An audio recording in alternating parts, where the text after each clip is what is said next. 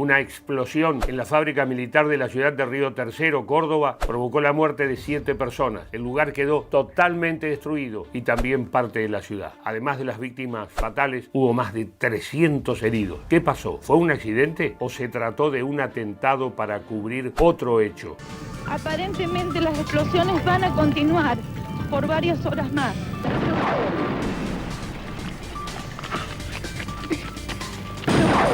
Sentí flash, me partieron los lentes, que yo no veo nada. Le dije, ¿qué pasó? Sale, vieja, sale de la fábrica. Y fue terrible, terrible, porque se nos vinieron parte del techo encima, saqué los chicos como pude y todo cayó, todo.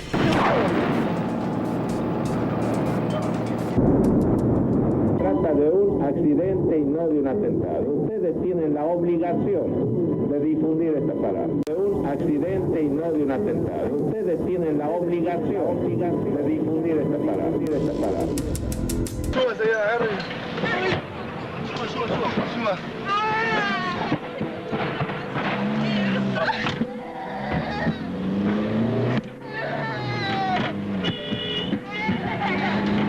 No llores, mi amor, no llores, que estamos todos vivos. Saca de acá, saca de acá. Se escuchó una explosión terrible, que un ruido muy fuerte. Cuando empezamos la clase escuchamos algo muy parecido a un disparo de escopeta. Yo había visto el fuego antes y luego fue la explosión grandísima, donde pensé que yo no iba a sobrevivir a eso porque sentí que me inflé toda, me infló y no podía respirar. No entendía nada porque mi puerta estaba reventada y salí entre vidrios y veía que todo estaba como deformado. En principio, de acuerdo a la información que yo he recibido aquí, que ha recibido el señor gobernador, el intendente, en principio se trataría de un accidente. 19 años tuvieron que pasar para que la justicia argentina sentara en el banquillo de los acusados a los responsables de la explosión de la fábrica militar en Río Terceros, que dejó un trágico saldo, 7 muertos y más de 300 heridos. Condenar a Jorge Antonio Cornejo Torino, ya afiliado en Autos, como autor mediato penalmente responsable del delito de estrago doloso agravado por muerte de personas. En el año 2013, el expresidente Carlos Menem fue condenado por contrabando ilegal de armas a Croacia y Ecuador y procesado como instigador de la explosión, pero el exmandatario resultó sobreseído por la Cámara de Apelaciones de Córdoba. Por mayoría, la Cámara Federal de Apelaciones de Córdoba desvinculó al expresidente Menem de la causa por las explosiones de la fábrica militar de Río Tercero. 2 de los 3 integrantes del tribunal entendieron que el procesamiento dictado por el juez federal de Río Cuarto no tenía fundamentos sólidos. Vamos a declarar persona no grata en la ciudad de Río Tercero el señor Carlos Saúl Menem y que vamos a prohibir que se erija en su nombre ningún monumento público, el nombre de ninguna calle, de ningún parque de esta ciudad va a poder jamás reconocer al expresidente responsable para nosotros de los hechos del 3 de noviembre.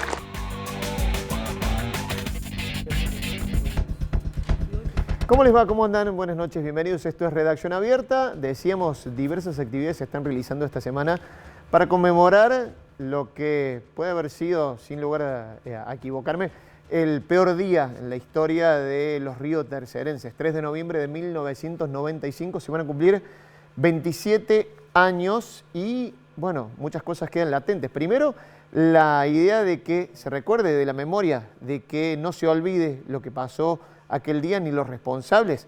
Y después que se repare también a las víctimas. Por eso hemos armado un panel bastante amplio. Voy a empezar a saludar por aquí por el mostrador a nuestro compañero Julio Kloppenburg, que fue también cronista de aquel momento. ¿Cómo andamos, Julio? Gracias. ¿Cómo te va, Martín? Gracias por la invitación. Horacio Viqueres, abogado querellante de las víctimas. ¿Cómo andamos, Horacio? Muy bien. Buenas noches. Gracias, buenas noches. Gracias por estar. Sebastián Salguero es periodista gráfico, es autor del libro Abrazos Partidos. ¿Cómo andamos, Eva? Gracias Muy por bien, estar buenas por aquí. noches, gracias por invitarme. Bueno, de Rotation también bastante con ese libro que es muy interesante y bueno, venís andando bastante, ¿no? Ando bastante, la verdad me ha sorprendido. Bueno, qué bueno que esté generando eso. Sí. Y Ludmila da Silva Catela, que es investigadora del CONICET y del Museo de Antropología de la Universidad Nacional de Córdoba. ¿Cómo andamos, Ludmila? Gracias. Hola, buenas noches, muchas gracias por la invitación.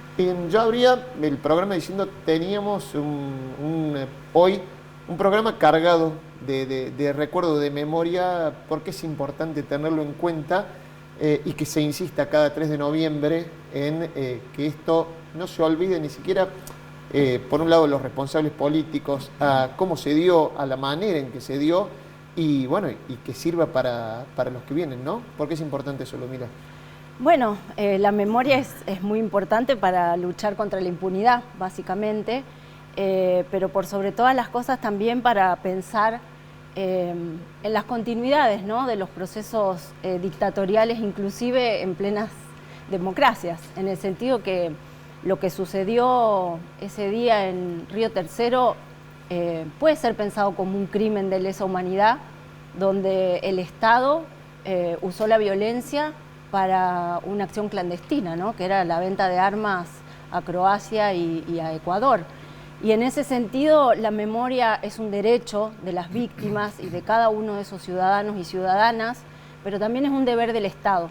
Y en ese sentido me parece muy importante lo que escuchábamos en el informe, cuando el propio intendente dijo que Menem era una persona no grata y que ninguna calle y ningún monumento se iba a erigir sobre su nombre y que también la ciudad no iba a hacer el duelo por su muerte, ¿no? Eso es cuando el Estado ejerce el derecho a la memoria también.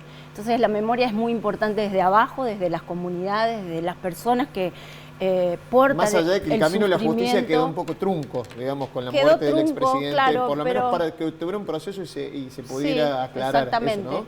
Pero también hay que pensar en otros modos cuando ya no es más posible la justicia porque Menem se murió, en los modos de la justicia reparadoras, ¿no?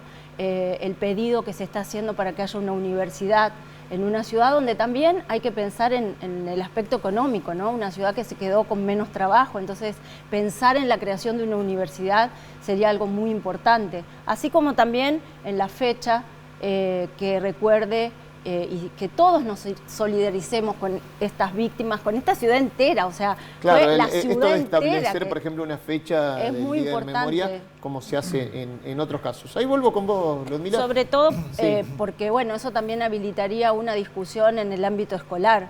La memoria no se produce si no se transmite. Bueno, algo de lo que está haciendo el muchacho que tenemos acá al lado, periodista gráfico, fotógrafo, muy buen fotógrafo, hemos visto muchos laburos tuyos, Seba. Gracias. Pero contame un poquito qué es este libro y cómo se genera, cómo se te genera el interés, lo venías siguiendo hace mucho el tema. Yo soy nacido en Río Tercero, primero que nada. Viví en ese barrio, tuve mi casa en ese barrio. Y ¿Qué edad tenés vos, Seba? Yo tengo 47 años. Claro. ¿Tenías? En ese momento tenía 18 años, terminé la secundaria en el año 93 en la escuela ENET, ahí a pocas cuadras de la fábrica, de hecho estaba en el barrio de la fábrica. En ese año me vine para Córdoba con mi familia, año 94, empecé a estudiar en Córdoba y en el año 95 fue la explosión. ¿Ya estabas acá en Córdoba? Yo ya estaba acá en Córdoba, claro. Allá estaba mi casa, la habitaban otras personas y bueno, y todo lo que pasó allá. Yo no me vinculé en ese momento directamente con las explosiones y está bueno saber eso. Después empecé a hacer mi carrera como reportero gráfico y al cabo de 20 años empecé a abordar el tema, o sea, fue bastante largo. La decisión de hacer algo, ¿por qué? Porque no encontraba nada, primero desde el ámbito documental y desde 2015 lo gráfico. más o menos empezaste... Yo empecé a hacer el trabajo de investigación en 2014. Ajá. Trabajo de investigación, le llamo a leer, encontrar las audiencias de los juicios, las notas periodísticas, leer los libros de los colegas que habían escrito, para tener un paneo general, pero después tengo que ir a hacer fotos, tengo que ir a poner el cuerpo con la parte fotográfica, pero el primer interrogante que me apareció fue qué me voy a encontrar y qué voy a fotografiar en esta era que estamos acostumbrados a fotografiar lo cotidiano y lo urgente. ¿Cómo voy a fotografiar? Claro. Me salí de ese cliché trabajando con muchas personas, conversando. Hablé mucho más de lo que fotografié, estuve muchos años fotografiando. Sí, un laburo más antropológico que no fotográfico sé, al principio. me puede decir Ludmila sí, cómo totalmente viene. Antropológico. Yo lo hago desde mi ignorancia, desde la antropología y desde la parte académica. Fue totalmente con una intuitivo, claro. Desde donde viene la profesión. Pero me pasó algo muy extraño que fue que tenía muchas conversaciones con muchos relatos y en un momento empecé a descreer de la fotografía, que para mí no era el soporte para eso, porque había muchos relatos, no había fotos Claro. Y al cabo casi de 8 meses de hacer trabajo de campo, quería hacer algo para el 20 aniversario, que fue el año 2015. Bueno, ahí cuando empecé a conversar con las familias y la cosa se hizo más grande, y empecé a trabajar con las subjetividades, gente que guardaba recuerdos, gente que ya no pasaba por determinados espacios porque ese lugar le daba terror o porque algo le había sucedido. Le voy a contar a la gente que mientras vos hablas, ahí vamos poniendo en imagen parte de lo que retrataste para recrear, podemos decirlo, para tratar de ponerlo en imágenes actuales a sentimientos, digamos. Sí, para mí lo que se ve acá son las consecuencias, lo que nos queda visualmente de todo eso que sucedió. El libro está acompañado de relatos en primera persona de cada una de las que entrevisté y de frases muy pequeñas que de alguna manera juegan una literalidad. Por ejemplo, si vemos a esta mujer con esa persona que está bajando, a esta pareja abrazándose, cada una tiene un relato en primera persona y hace una especie de juego entre la palabra y la fotografía. Fue la forma en la que pude, en la que me salió. Y después de casi 7 años de recabar información, me parece que en algún momento tenía que salir de alguna forma. Y a través de una beca del Fondo Nacional de las Artes pude hacer la impresión de un libro. Como la beca no permite usufructo, lo que propuse es hacer que todo ese trabajo digitalizado pase a ser un formato físico, claro, y que sea patrimonio de la ciudad de Río Tercero. Felicitaciones por el laburo. Ahí volvemos, Seba. Dale. Voy a seguir hablando con los otros invitados porque, Horacio, vos has recorrido este tema por el lado de la búsqueda de justicia y se consiguieron algunas cosas y muchas quedaron truncas, ¿no? Sí, pero me parece que lo más importante, vinculándolo con el tema de la memoria, ¿no? Hubiera sido muy triste que la memoria colectiva quedara como que hubiera sido un accidente, una desgracia más de las tantas que tenemos. Y me parece que es muy importante por las víctimas, por los muertos, por los heridos y por esto de también lograr conocer exactamente cómo son las cosas, de lograr la verdad, para que inclusive las historias no se repitan. Entonces, el hecho que se haya podido demostrar que esto fue un hecho intencional, programado, que no fueron terceros, fue el propio aparato estatal el que estuvo por detrás de esto, que estuvieron involucrados funcionarios públicos de altísimo nivel. Esto que te estoy diciendo no solo lo los digo yo. 4 condenados de la fábrica, ¿no? Exactamente, o sea, hay que recordar, en ese sentido, el informe recién no hace una mención sobre el tema, pero Menem estaba citado a juicio oral, es decir, fueron... En el 2021. Exactamente. El año en el que fallece el expresidente. Antes de fallecer, claro, le faltaba unos pocos días para presentarse. 10 días. 10 días. O sea que había, digamos, se había logrado la condena, tal vez de las personas desde el punto de vista de la función no más relevantes, pero sí con un compromiso concreto en el tema. Entonces, para nosotros este logro de que se desentrañara lo que había pasado, y yo creo que se logró muchísima prueba, y se logró demostrar que esto, reitero, había sido programado, planificado para encubrir años de tráfico de armas a Croacia en particular, desde Río Tercero, utilizando la fábrica como una especie de instrumento para encubrir lo que realmente pasaba, que era sacar armamentos que estaban en los arsenales del ejército, reitero, durante años. O sea, no fue un episodio, un hecho aislado. Desde el año 91, 92, 93, 94, salieron en diversos buques con destino a Croacia, armamento que pertenecía al ejército, reitero esto, porque tiene que ver con la planificación después de producir un hecho como va a tratar de encubrir el tráfico de armas. Y la celeridad del expresidente Carlos Menem, que en su momento llegó a Córdoba. Esa misma tarde. A esa misma tarde. Esa misma tarde de las explosiones. Conferencia de prensa. Ahí el gobernador Mestre, ¿no? En el juicio fue muy importante, te comento esto, porque ninguno de los involucrados, o sea, llega Menem y según los diversos testigos y los propios involucrados, ellos jamás le dijeron a Menem, ni ninguna autoridad, de que esto había sido un accidente. Pero además de eso, contemporáneamente a la llegada de Menem a Córdoba, ya había cables, particularmente en el diario de Bahía Blanca, no recuerdo el nombre, que tiene un historial vinculado al tema de la dictadura. La Nueva Provincia. La Nueva Provincia. La Nueva Provincia había salido una nota dando una explicación de qué había pasado, que había un montacarga que había golpeado con un proyectil y que eso había producido una explosión y que había 3 muertos y que los muertos eran y pusieron los nombres y todo. Esto es una nota periodística que salió prácticamente a las pocas horas. En simultáneo. En simultáneo. Bien. O sea, había una operación completa para tratar de encubrir.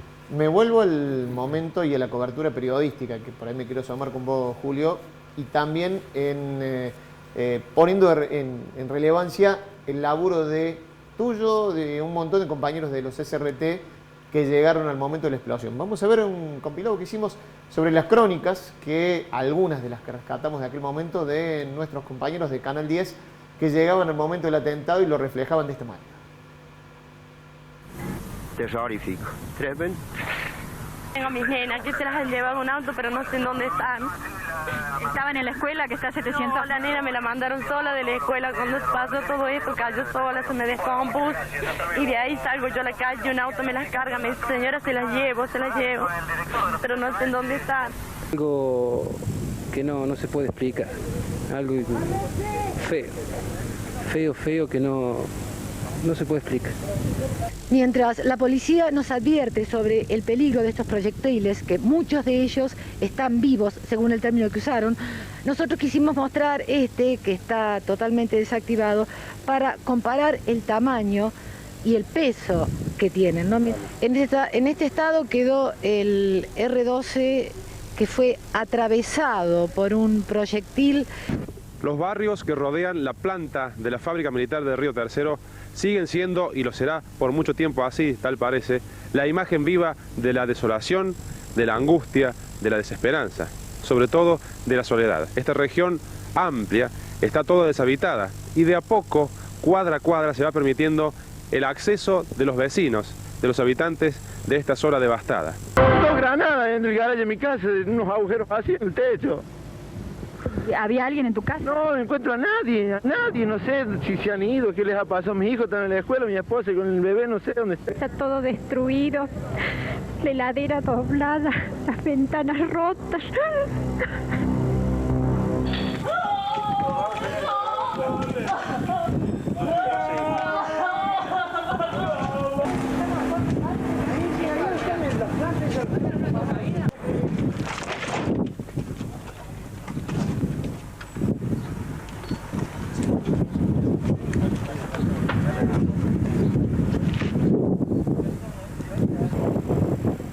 ¿Cuántos heridos puede haber? No, el número no te voy a poder decir, pero básicamente son 2 cosas. Una, el primer accidente, el estallido, la explosión con sus consecuencias, y otra, en las que se pudieron producir en ese momento o ahora, a consecuencias de ese estallido y en la zona del resto de la ciudad. Te doy pie para que me cuentes lo que quieras de aquel momento. Bueno, yo lo que recuerdo es que a las 9 de la mañana nos llamó Mario Pensavalle, a quienes trabajábamos en radio. Estaba Daniel Díaz conmigo, Jorge Martínez y yo. Fuimos en una combi. En otra fue un equipo también de avanzada de Canal 10, con Gerardo López, Nelva Manera, María Teresa Machilo y Liliana Arraya. No sabíamos en el viaje con qué nos íbamos a encontrar. Nos habían hablado de una gran explosión. Y mientras tanto, es una época en la que la producción periodística no estaba basada en lo que está basada hoy. Es decir, vos abrís una página de internet y ya te vas nutriendo de los primeros datos. Nosotros íbamos llamando por teléfono a familiares. Había un informe de las 8:50, creo que sí, es la hora de la... Nosotros salimos tipo 9 de la mañana para allá. Era una época en donde también la ruta Río Tercero era totalmente distinto a lo que es ir hoy a la autovía Río Cuarto, ¿no? Entonces, no sabíamos con qué nos íbamos a encontrar, y cuando ingresamos a la avenida principal y veíamos, hay una imagen que lo está marcando, un éxodo de personas que iba con colchones, con el perro, con la jaula, con el canario, con lo que llevaba puesto, saliendo del pueblo despavorido. Claro, una imagen de guerra. Una imagen de guerra. El hongo de la explosión era una cosa aterradora, se escuchaban las explosiones de fondo, porque era una explosión detrás de otra. Parecía como una fuerte tormenta eléctrica cuando escuchar los truenos más fuertes, claro, de esa forma más intensificados, porque eran explosiones. Pero había una cuestión que me parece que lo explica la imagen de Nelva Manera con un barbijo haciendo notas. un poderoso olor a pólvora y a ácido que verdaderamente metía mucho más miedo y que te hacía sentir que era una cosa que era una pesadilla verdaderamente. En una de las imágenes, Julio, íbamos viendo como 3 policías y creo que nuestra colega se agachan. Sí. Se sentía el ruido. Digo, eso era permanente también cuando ustedes llegaron. El tema de no saber si te podía llegar a caer algo. Porque no solamente eran las bombas que a veces explotaban y salían, algunas cayeron en jardines de algunas casas sin explotar. Permanentemente caían trozos y esquirlas de metal incandescente, que eran una suerte de material o bomba rota, que salpicaba y caía como una suerte de lluvia. Eso es de lo que se estaba protegiendo Nelva Manera. Yo me acuerdo que Ramón Mestre y Oscar Aguad, el gobernador y el ministro de Gobierno, llegaron al lugar a hacer una recorrida, y en ese momento con Daniel Díaz estábamos prácticamente a una cuadra del lugar porque todos queríamos llegar, más allá de los testimonios de las viviendas totalmente dañadas, de personas heridas, fallecidas o aquellas personas que habían huido con tiempo. Queríamos llegar al lugar para saber qué es lo que estaba explotando, qué es lo que estaba en ese momento generando ese hongo enorme. Estuvimos ahí cerca con Oscar Aguad y tuvimos que, en medio de un reportaje, refugiarnos como hizo Nelva Manera, porque evidentemente la lluvia de esquirlas de acero incandescente eran permanentes. Y me tocó en lo particular, en lo personal, una anécdota que me hace que no me olvide de este episodio. Claro. Como periodista, estaba viviendo un momento muy particular. Las explosiones se producen a una semana del nacimiento de mi hija más chica. Y habíamos estado con unos familiares que viven en Río Tercero y estaban en ese barrio. Habían llegado a visitar mi casa para saludar a Emilia por su nacimiento. Bueno, nos habían invitado a la casa. Me tocó llegar a la vivienda de estos familiares que habían abandonado el café del desayuno por la cuestión de las explosiones. Es decir, haber llegado a la casa de ellos, de estos familiares, que habían dejado prácticamente todos los elementos de valor y el desayuno servido minutos antes o minutos posteriores a tener que haber escapado del lugar por la cuestión de las explosiones que hizo abandonar a todo el habitante de Río Tercero por las explosiones sin saber qué es lo que acontecía. Y un detalle más. Sobre todo aquellos muy cercanos al barrio Fábrica. Totalmente. Digamos, pero también en los barrios de enfrente. Claro. Es decir, no fue solamente ese barrio. El temor que generó la explosión, digo, a quienes estaban a 20 cuadros a la redonda, los invitó a irse definitivamente. Ha tenido siempre Río Tercero, en una de esas Seba lo puede comentar, una historia de temor siempre respecto a lo que ha sido, por ejemplo, la petroquímica, que cada vez que vos sentías que había una alarma o una sirena que sonaba y un olor intenso, ya sabías que había alguna pérdida química que a mucha gente le hacía temer. Esto antes de las explosiones. Las explosiones, por supuesto, terminó exacerbando ese temor que ha tenido siempre el habitante de Río Tercero, justificado, y con las explosiones mucho más. Lo voy a sumar a esta mesa, donde estamos hablando sobre los 27 años del atentado en la fábrica militar de Río Tercero. Ocurrió el 3 de noviembre del 95. Oscar Gijena, integrante de la Comisión de Damnificados. Oscar, ¿cómo te va? Buenas noches. Gracias por sumarte a Redacción Abierta. Bueno, buenas noches. Gracias por la invitación. Andaba medio juego con el tiempo, recién llego de viaje, así que bueno. Bueno, pero muchas gracias por sumarte y por estar. Y lo primero que te pido es, como le he pedido a cada uno de los que están aquí desde su terreno, una reflexión del por qué es importante seguir recordando cada 3 de noviembre ese hecho trágico que enlutó a Río Tercero, el peor día, creo, de la historia de Río Tercero. Venís luchando hace mucho para que eso se reconozca de esa manera. Te pido una reflexión a vos.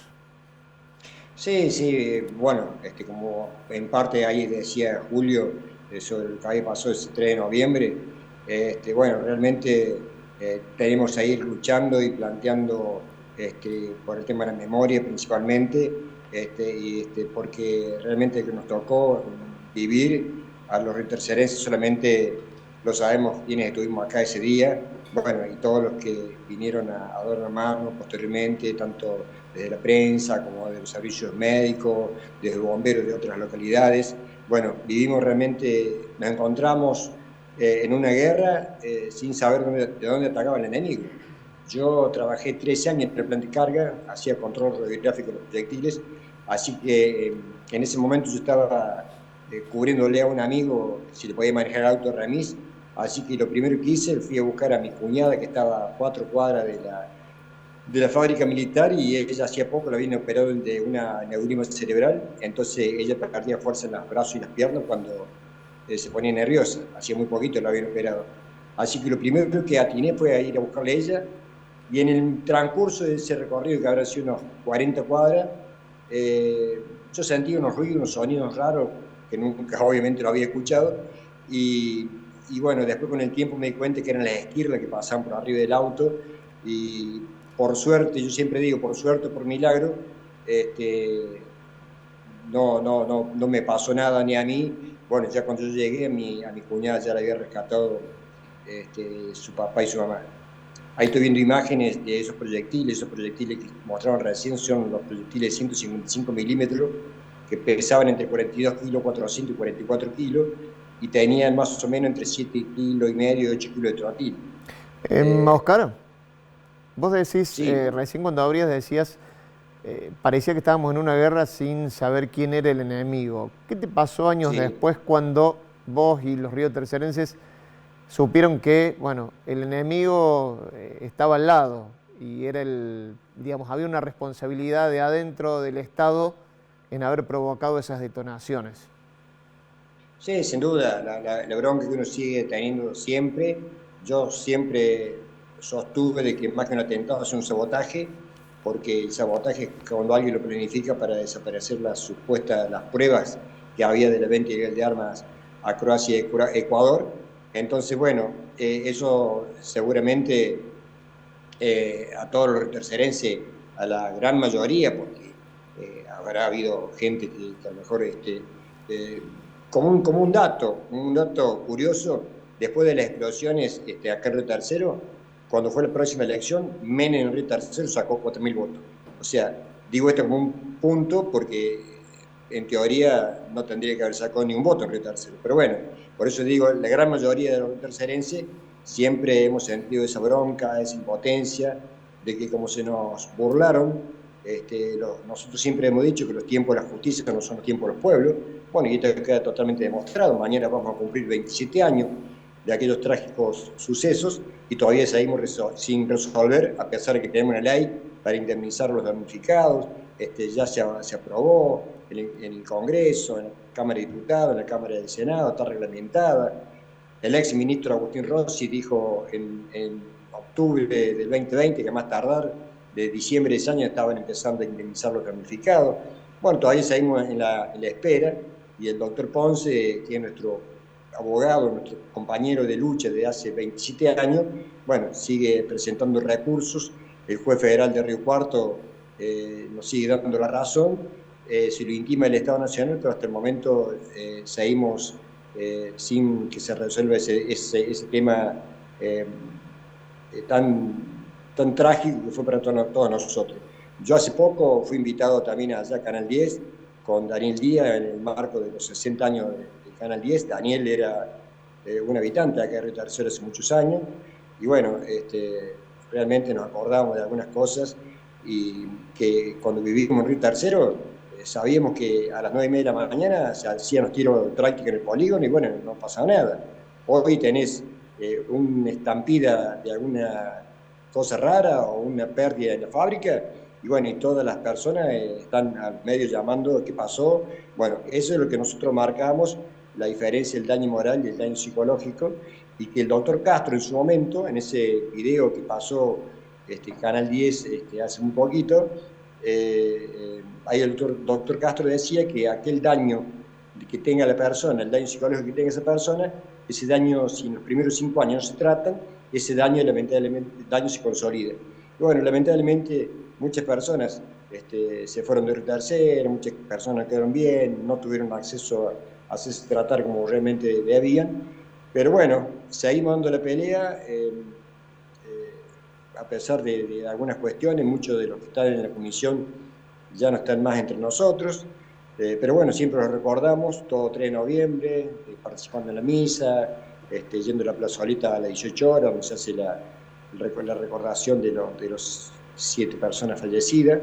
¿Qué es lo que va a seguramente pasar mañana? Oscar, muchísimas gracias por sumarte a Redacción Abierta y tener este contacto, ¿eh? No, gracias a ustedes por siempre estar presentes.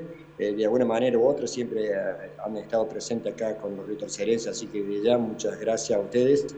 Y bueno, te mandamos un abrazo a vos y a todos los riotercerenses que mañana van a estar recordando ese fatídico día. Gracias, Oscar. Un abrazo, ¿eh? No, gracias a ustedes. Buenas noches. Horacio, ¿qué camino falta para que el Estado termine de solucionar o por lo menos de sanar esa herida, digo, en el reconocimiento a las víctimas? Lo decía recién, bueno, Oscar, se ha hecho, digamos, algún tipo de reparación, pero falta todavía, digo, y hay que seguirla pidiendo. ¿Qué es lo que falta? Como bien mencionaba es otro colega, el doctor Ponce, el que lleva adelante los juicios por el daño psicológico a las personas. Hay muchos juicios ganados, terminados, y tengo entendido que además de un acuerdo está refrendado, ese acuerdo está refrendado por una ley y de todo debe indemnizar, digamos, a las víctimas por este concepto del daño psicológico. Oportunamente se pagó indemnizaciones por realmente el costo que tuvo, la reparación parcial fue tremendo, pero bueno, quedó pendiente esto. Lo que sí me parece, y por eso es tan importante que un canal como este recupere la memoria, es que me da la impresión de que el Estado, tanto el Estado provincial como el Estado nacional, no toman en cuenta la dimensión de este problema. Es decir, es un delito extremadamente grave por todo lo que significó, por la cantidad de muertos, de heridos, pero aparte porque sea el propio Estado el que cometió esto. Claro. Es decir, es una repetición, por supuesto, en mucha menor medida en cuanto a víctimas, pero de una conducta donde el Estado ataca a sus propios ciudadanos. Esto es extremadamente grave y me parece que desde el Estado está pendiente eso. Es decir, es un tema que como argentinos no merituamos, me parece, adecuadamente. Lo decías vos recién, Ludmila, bueno, sí, el Estado obviamente teniendo que hacerse cargo de algo que generó, que algo quiso. Mañana van a estar hablando de esto en el Museo de Antropología. No, el viernes. El viernes contame un poquito, digamos, cómo va a ser ese conversatorio. Bueno, el viernes 18 horas los esperamos. Va a ser la inauguración de la muestra fotográfica de Sebastián y vamos a construir un diálogo con las personas también de Río Tercero. El título lo dice, ¿no? Claro. No fue un accidente. No fue un accidente. Eso también es muy importante pensar en términos de memoria, ¿no? De cómo, mientras el presidente Menem en ese momento dijo esto fue un accidente y los obligaba a los medios de comunicación a utilizar esa palabra, típica actitud dictatorial. Durante la dictadura militar se obligaba a usar la categoría delincuente subversivo. Entonces, bueno, vean los mecanismos, cómo se repiten.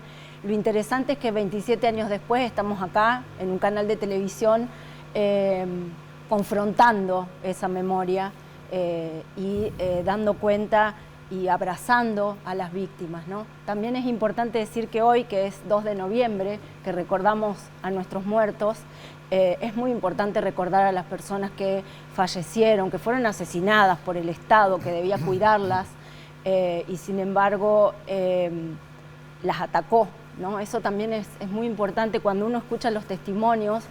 Las personas hablan de la solidaridad que hubo entre los vecinos, de las maestras protegiendo a sus alumnos y el Estado que debía cuidarlos atacándolos. Y en ese sentido creo que si hay algo que debemos tener mucho orgullo en este país es que los familiares de las víctimas que a lo largo de la historia el Estado asesinó, siempre propician la paz, la búsqueda de la verdad, de la memoria y de la justicia. Nunca bajo el resentimiento o la venganza. Creo que eso es algo que debemos rescatar muchísimo en este país, de los familiares, tanto de los desaparecidos como de los asesinados en periodos de democracia, ¿no? Sí, van a estar haciendo este conversatorio y van a dejar colgada la muestra, digamos, ¿cómo se va a desarrollar eso? El libro. El libro va a quedar. Va a estar. Digamos que la estrella va a ser el libro. Es un ejemplar único, no hay una serie, como les contaba recién. Ya es un objeto de memoria. Ya es un objeto de memoria. Tuvimos la suerte de tenerlo acá en el pasillo de los SRT, presentándose en nuestro hall, digamos, así que lo pudimos ojear. 60 años, tuvo un par de meses aquí para poder verlo. tiene la particularidad que está hecho con materiales donde han participado familiares. De hecho, hay fotografías originales de los álbumes de la familia. La caja fue hecha con una caja que guardaba recuerdos de la amiga de Romina Torres, que fue una de las alumnas que mataron ese día. Y bueno, tiene esa cosa subjetiva que me parece que lo hace único. Entonces, ahora conforma el patrimonio cultural de la ciudad, así que descansa allá. Pero tengo la libertad de hacerlo itinerar, entonces... Lo vas a hacer itinerar, digamos, el viernes y después, digamos, imagino que te han pedido que lo lleves a otros lugares también, ¿no? Sí. Que sí. Tiene una agenda nutrida. Quiero hacerlo descansar en Río Tercero y que se quede allí. Este año, bueno, estuvo por Villa Jardino, estuvo por acá. Bueno, se va quedando en distintos lugares donde me parece que son claves. Por ejemplo, elegí Villa Jardino porque en el Valle de Punilla hubo muchas personas que se fueron a vivir de la zona de Punilla. Y Villa Jardino era una parte neurálgica donde había dos de las personas que yo había entrevistado. Entonces, cuando fui a Villa Jardino a dejarlo, hice una charla con un montón de gente y yo me sorprendí que empezó a aparecer gente de Cosquín, de La Falda, de Capilla del Monte, de la misma Villa Jardino, gente que había estado en Río Tercero y que había emigrado. Bueno, como un exilio interno, ¿no? Claro, sí. Frente al trauma de seguir viviendo en una ciudad. Exactamente, de hecho hay varios de los testimonios que tienen que ver con eso, de irse a un lugar donde ya no estaba industrializado, donde no querían ver más gente, querían vivir liberado de cualquier tipo de industria. Creo que puede ser algo atado directamente a las fábricas e irse a las sierras. Pero bueno, el libro va a estar allí. Vamos a montar una muestra de fotos. Viernes 6 de la tarde en el Museo de Antropología, reiterame, en Irigoyen. 174. 174, entrada libre, gratuita, hasta agotar, digamos, la capacidad del salón de abajo. Pero la muestra va a seguir. Sí, la muestra se queda todo noviembre, ¿no? Sí. Se queda todo noviembre, el libro va a estar ahí, ¿sí? Se puede ir a ver, va a estar con acceso al público, así que están invitados a ir en los horarios que está el museo para poder verlo, leerlo, tomarse el tiempo. Hay un mapa. Tiene un gran archivo, además, de todo este tiempo, que es muy interesante, no solo el libro. Sí, la verdad hemos visto muchos laburos. Les agradezco a los dos, todos más que invitados a este evento el viernes en el Museo de Antropología. Muchas gracias. Bueno, una mínima cosa, porque, cosa muy mínima. Estamos hablando de memoria, que es realmente muy importante. Digo, en Argentina hemos descubierto desde la democracia para acá lo importante que es la memoria. Pero como ha pasado también con otras cosas que hemos tenido que desentrañar, secretos terribles sobre violaciones de derechos humanos en la República Argentina, aquí también, con el tema de las explosiones de la fábrica militar de Río Tercero, una red de encubrimiento terrible por parte de autoridades de fabricaciones militares. Estaba repasando en el archivo hoy a la tarde todas las pericias y hasta algunas de las experimentaciones que la justicia venía realizando, como por ejemplo simular la explosión inicial para ver de qué manera se había iniciado el fuego, la chispa, o lo que provocó la explosión en la fábrica militar. Y la red de encubrimiento que hubo fue realmente terrible. Llegar a esto de que las explosiones fueron intencionales costó años, muchísimo esfuerzo, y creo que también el compromiso de la doctora Ana Gritti, a quien no quiero olvidar, dio la vida precisamente en el marco de la investigación, y al resto de algunos actores. El doctor Horacio Viqueira estuvo también comprometido en esa causa para tratar de revertir esa red de taparlo todo. Creo que nos permite que hoy tengamos memoria y podamos recordar de una manera muy especial lo que significó esta cuestión. Muchas gracias a todos. No tengo más tiempo, les agradezco muchísimo. Nos tenemos que ir al corte y a la vuelta, lo decíamos. Hoy en Paso Viejo va a ser un Día de los Muertos muy, muy especial. Está siendo en este momento una marcha a 2 años de la muerte de Joaquín Paredes. 2 años y un poco más. ¿Pero por qué? Porque hoy estaría cumpliendo 18 años este joven asesinado por la policía. Nos vamos a la pausa y a la vuelta repasamos un trabajo muy, muy bueno que han hecho compañeros de los CCRT con la Secretaría de Derechos Humanos, hablando sobre el sentir de hoy de los familiares y de Paso Viejo. Pausa y ya venimos.